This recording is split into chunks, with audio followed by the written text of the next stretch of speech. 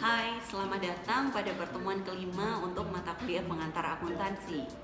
Jadi dalam pertemuan kali ini kita akan membahas tentang kelanjutan dari materi sebelumnya. Jadi pada materi sebelumnya kita sudah belajar tentang apa itu jurnal penyesuaian, hal-hal apa saja yang harus dicatat dalam jurnal penyesuaian, dan bagaimana pencatatannya dalam jurnal penyesuaian. Sehingga pada pertemuan kemarin kita sudah belajar itu, jurnal penyesuaian, posting jurnal penyesuaian ke dalam buku besar, dan juga pencatatan saldo akhir dalam neraca saldo. Kemudian dalam pertemuan kali ini kita akan membahas kelanjutannya nih. Ada yang bisa tebak apa? Nah, jadi dalam pertemuan kali ini kita akan belajar tentang neraca lajur. Jadi neraca lajur merupakan suatu alat bantu yang dapat digunakan perusahaan untuk mempermudah mereka dalam menyusun laporan keuangan. Nah, karena sifatnya mempermudah, sebenarnya neraca lajur ini tidak wajib dibuat. Nah, karena kita di sini masih dalam taraf belajar, maka saya akan menggunakan neraca lajur supaya kalian bisa lebih memahami tentang bagaimana penyusunan laporan keuangan. Oke, stay tune guys. Jadi apa sebenarnya neraca lajur itu? Jadi neraca lajur itu adalah neraca yang dibuat secara berlajur-lajur. Atau dalam hal ini berlajur itu artinya beberapa kolom. Nah, neraca lajur sendiri memiliki banyak format. Namun format di sini yang akan kita pelajari adalah neraca lajur format 10 kolom. 10 kolom terdiri dari kolom apa saja? Jadi, pada dasarnya untuk neraca lajur ini, kita umumnya seperti menyusun neraca saldo. Ingat ya, neraca saldo bentuknya seperti apa? Ada kolom nomor akun, nama akun, kolom debit, dan juga kolom kredit. Selesai. Untuk neraca saldo kita isinya cuma nomor akun, nama akun, kolom debit, dan juga kolom kredit. Nah, untuk neraca lajur sendiri, apa bedanya dengan neraca saldo? Jadi untuk neraca lajur itu merupakan neraca saldo yang ditambahkan 10 kolom di belakangnya. 10 kolom itu kolom apa saja? Jadi dalam neraca lajur ada kolom nomor akun, kemudian nama akun. Nah, setelah itu ada kolom neraca saldo yang terdiri dari kolom debit dan juga kolom kredit. Selanjutnya ada kolom jurnal penyesuaian yang terdiri dari kolom debit dan kredit. Lalu di sebelah jurnal penyesuaian ada kolom neraca saldo setelah disesuaikan, sama terdiri dari kolom debit dan juga kolom kredit.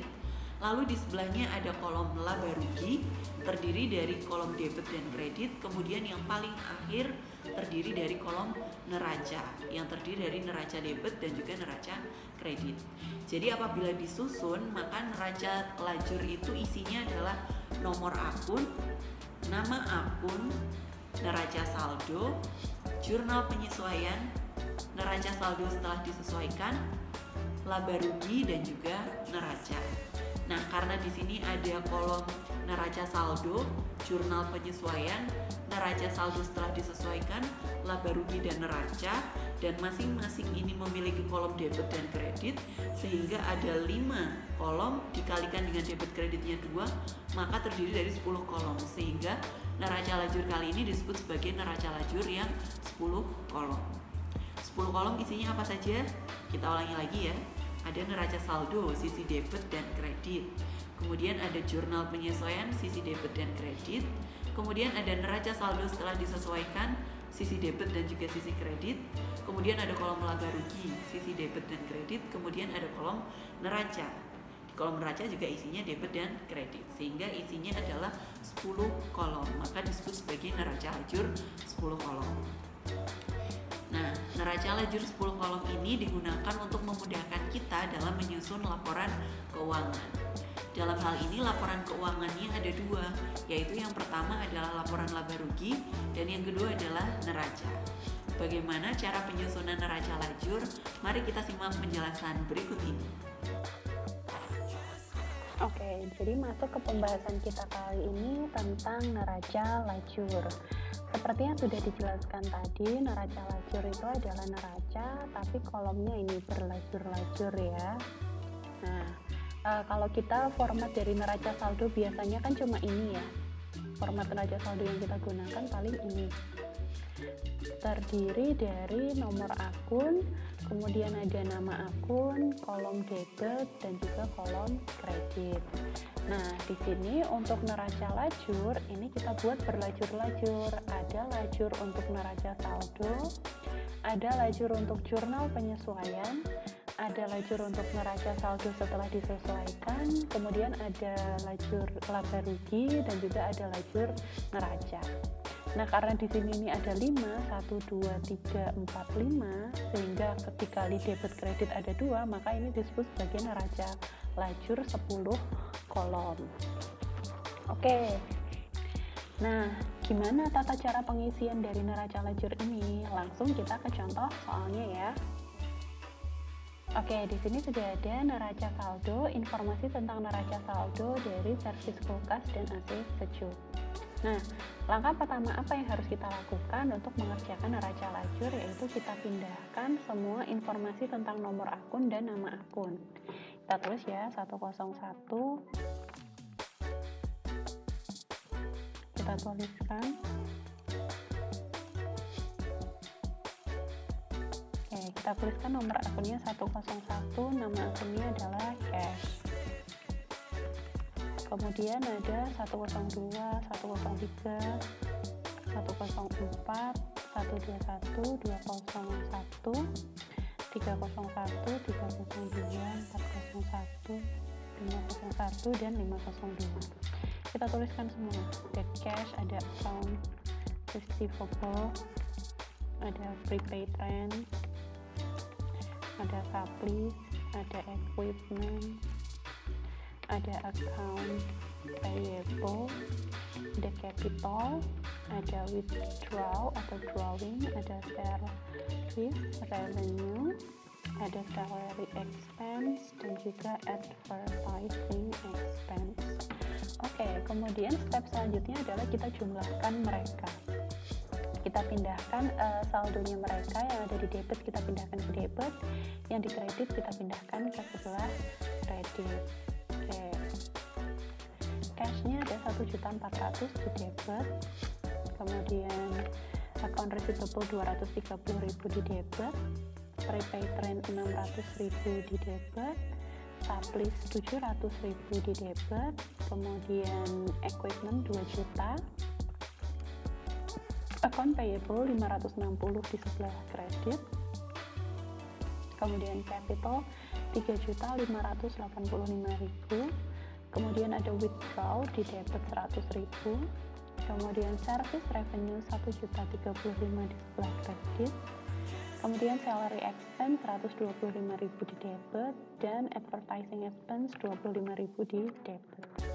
Oke, kalau sudah kita jumlahkan berapa total debitnya. Total debitnya adalah 5.180, dan total kredit kita jumlahkan juga 5.180. Oke, kita sudah dapat ini ya jumlahnya. Nah, setelah itu step selanjutnya adalah kita masukkan nama akun tambahan. Nama akun tambahannya kita tuliskan di sebelahnya untuk pengisian kolom yang ada di ini, lajur jurnal penyesuaian. Kita tuliskan yang pertama ada 122, kemudian 202, 503, 504, dan 505. 122 ada accumulated depreciation of equipment, kemudian ada salary payable, kemudian ada rent expense, ada supplies expense, dan equipment depreciation expense. Oke, nah kalau sudah, kita tinggal mengisi di kolom sebelahnya ini. Di kolom sebelahnya ini kan kolom JP atau kolom jurnal penyesuaian. Nah, transaksi penyesuaian yang sudah kita kerjakan kemarin kita pindahkan ke sini. Oke, kita buka dulu nih. Nah, ini kan, ini adalah kunci penyesuaiannya akan kita pindah ke kolom jurnal penyesuaian.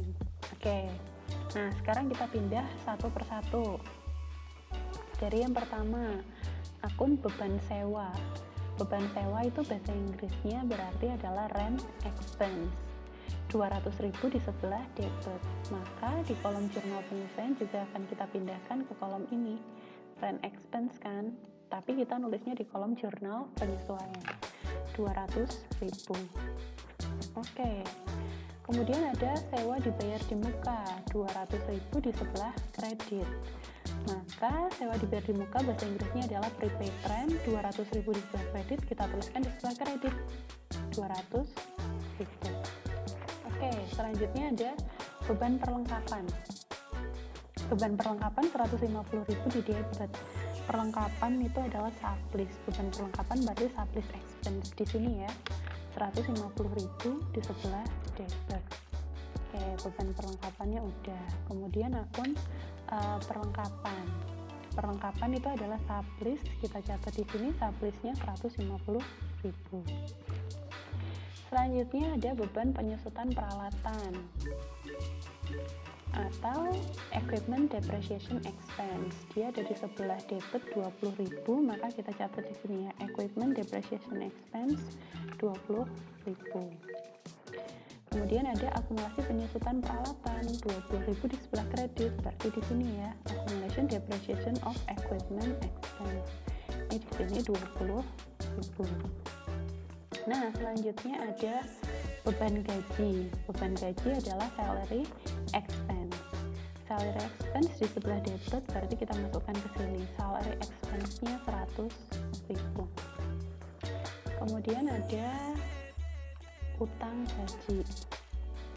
Utang gajinya di sebelah kredit. Utang gaji adalah salary payable, berarti di sini 100.000. Oke, semua data penyesuaian sudah kita masukkan ke jurnal penyesuaian yang ada di neraca lajur. Langkah selanjutnya adalah kita jumlahkan. 470.000 dan yang di sebelah kolom kredit juga kita jumlahkan. Oke, sama 470.000. Nah, kalau sudah sampai sini, kita tinggal menyelesaikan apa yang ada di kolom neraca lajur. Jadi kita tinggal masukkan ke neraca saldo setelah disesuaikan.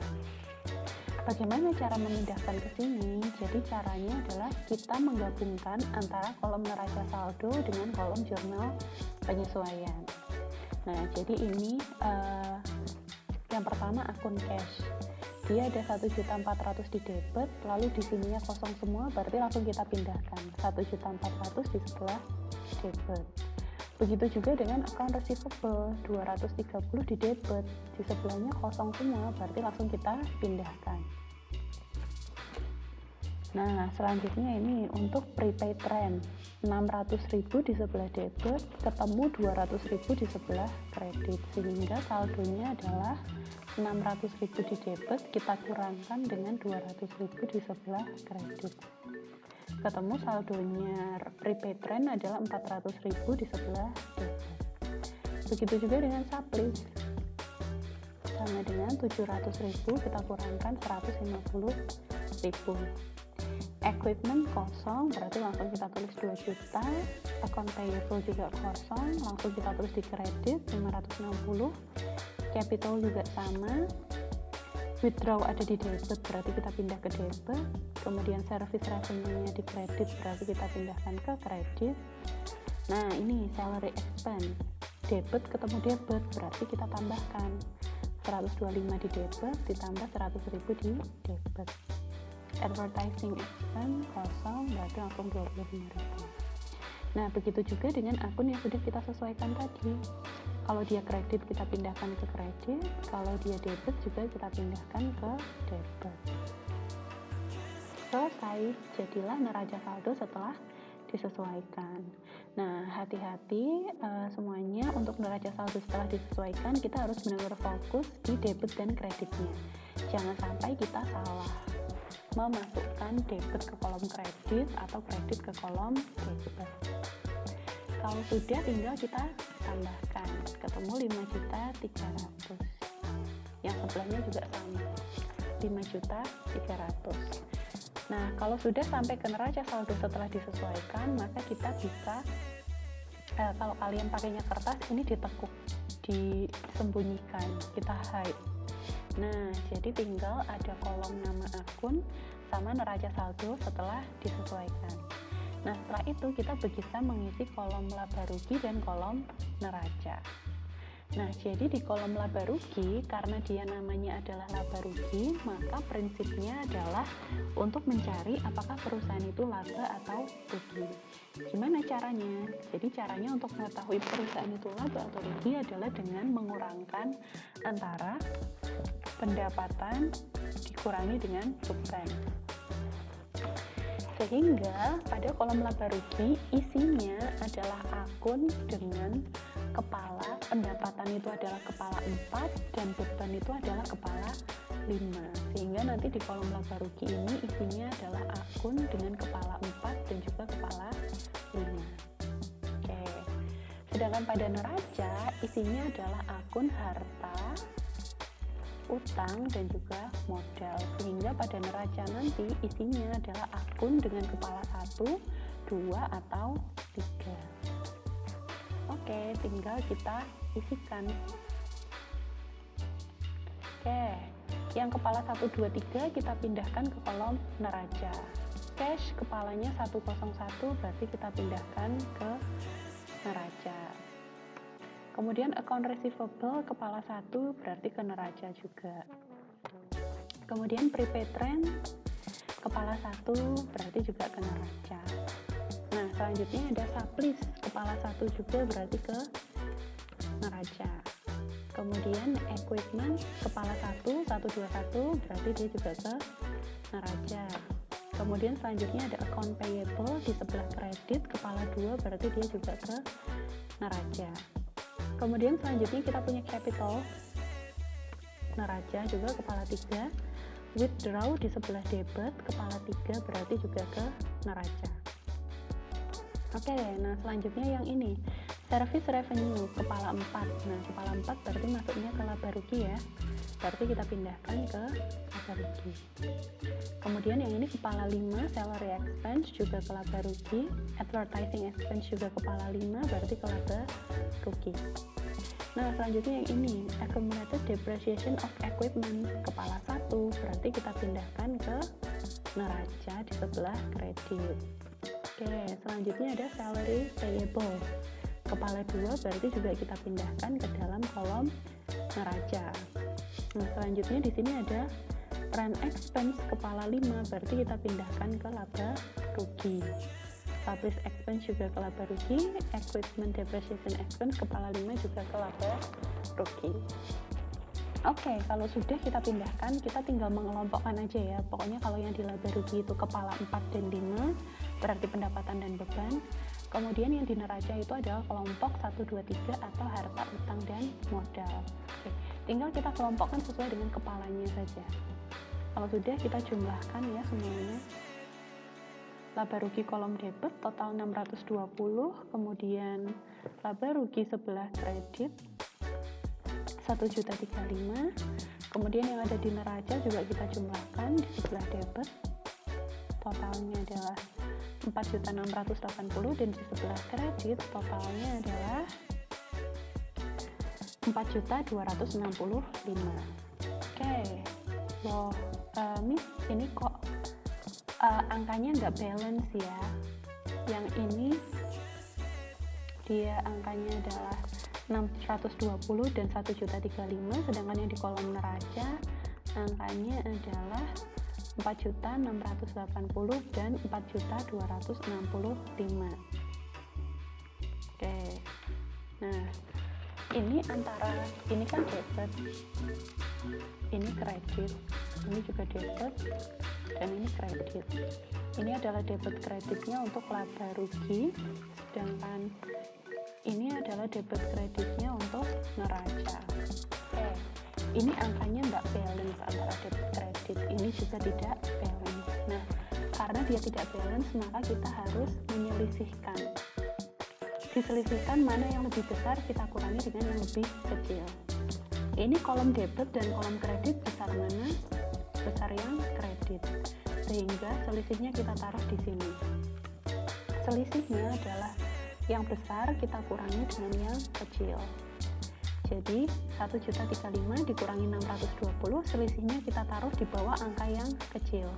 Kemudian kalau sudah, kita jumlahkan 1.035 dan yang di sebelah kredit juga 1.035 ditambah 0 juga 1.035. Oke, kemudian yang ada di kolom neraca 4680 kita kurangi dengan 4265 sama dengan 4860 kita kurangi 4265, selisihnya 415. Kita jumlahkan lagi 4680 kita tambahkan 425, yang ini juga 4265 kita tambah 415. Nah, ketemu hasilnya. Balance kan jadinya 1.035 debit, 1.035 di kredit, yang di kolom laba rugi, dan yang di kolom neraca 4.680 di debit dan 4.680 di kredit. Oke, sekarang kita perhatiannya ada di sini. Nah, kedua selisih ini selisihnya sama. Jumlahnya adalah Rp415.000. Nah, Rp415.000 ini merupakan laba. Oke, jadi 415.000 ini merupakan laba. Nah, ini jadi dia adalah laba. Jadi perusahaan itu mengalami laba. Jadi selisihnya ini merupakan laba dari perusahaan. Oke, selesai pembahasan kita tentang neraca lajur. Jadi neraca lajur ini cara mengerjakannya seperti itu. Kalau udah selesai ini bisa ditampilkan lagi. Nah, tapi ingat ya, untuk memasukkan ke kolom laba rugi dan kolom neraca, kita gunakan informasi yang ada di neraca saldo setelah disesuaikan. Kita gunakan informasi yang di sini. Maka dari itu di awal tadi saya yang neraca saldo dan jurnal penyesuaian ini kita sembunyikan. Nah, seperti ini. Supaya kita tidak salah memindahkan. Karena kalau nggak disembunyikan, karena kolomnya banyak, bisa jadi kalian salah memindahkan nanti. Nah, kalau salah memindahkan, nanti di akhir nggak balance, nanti akhirnya pusing. Oke, seperti itu pembahasan kita hari ini. Selamat belajar. Oke, itulah tadi pembahasan kita tentang materi neraca lajur. Bagaimana? Mudah dipahami bukan? Jadi neraca lajur itu basicnya kita hanya memindahkan data saja. Kita punya data neraca saldo, kita punya data jurnal penyesuaian. Kemudian tinggal kita pindahkan ke dalam kolom supaya kita bisa lebih mudah dalam menyusun laporan laba rugi dan juga neraca. Oke, jangan lupa setelah ini mengerjakan latihan soal dan tugas yang sudah saya berikan dalam kolom e-student. Apabila ada pertanyaan, silakan didiskusikan melalui WhatsApp group. Oke guys, selamat belajar. Sampai ketemu pada pertemuan berikutnya.